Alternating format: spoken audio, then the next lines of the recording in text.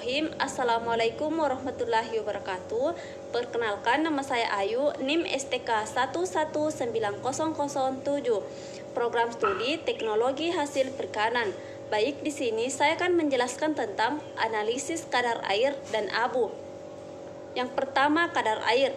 Nah, kadar air merupakan banyaknya air yang terkandung dalam bahan yang dinyatakan dalam persen.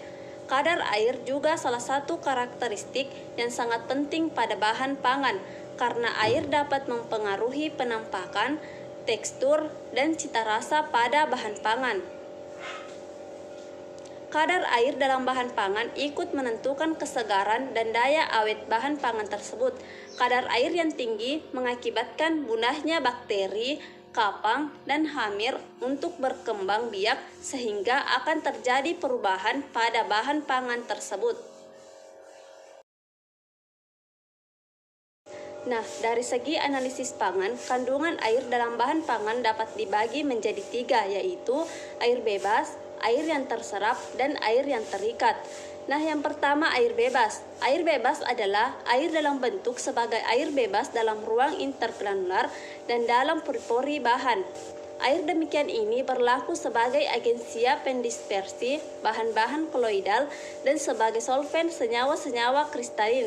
Nah, yang kedua, air yang terserap, yaitu pada permukaan koloid atau makromolekuler seperti patin, pektin, kelulosa, dan protein. Air ini berkaitan erat dengan makromolekuler yang mengadopsi dengan gaya absorpsi yang diatributkan dengan gaya van der Waals atau dengan pembentukan ikatan hidrogen.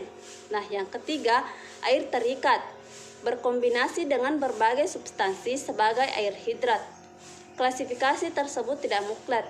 Istilah air bebas, terabsorpsi, dan terikat itu relatif. Selanjutnya, metode penentuan kadar air. Nah, penentuan kadar air merupakan perbedaan antara berat bahan sebelum dan sesudah dilakukan pemanasan. Penentuan kadar air dalam bahan dapat ditentukan dengan berbagai cara, yaitu yang pertama, tahap pengeringan, yang kedua, tahap destilasi, yang ketiga, tahap hemis, yang keempat, tahap fisis, dan yang kelima, tahap khusus, misalnya kromatografi nuklear magnetic resonance. Nah, adapun penentuan kadar air dengan tahap open. Prinsip metode penetapan kadar air dengan oven biasa atau termografimetri yaitu menguapkan air yang ada dalam bahan dengan jalan pemanasan pada suhu 105 derajat Celcius. Percepatan penguapan air serta menghindari terjadinya reaksi yang lain karena pemanasan, maka dapat melakukan pemanasan dengan suhu rendah dan tekanan vakum. Selanjutnya, kadar abu. Kadar abu merupakan campuran dari komponen anorganik atau mineral yang terdapat pada suatu bahan pangan. Bahan pangan terdiri dari 96% bahan anorganik dan air, sedangkan sisanya merupakan unsur-unsur mineral. Unsur juga dikenal sebagai zat organik atau kadar abu. Kadar abu tersebut dapat menunjukkan total mineral dalam suatu bahan pangan.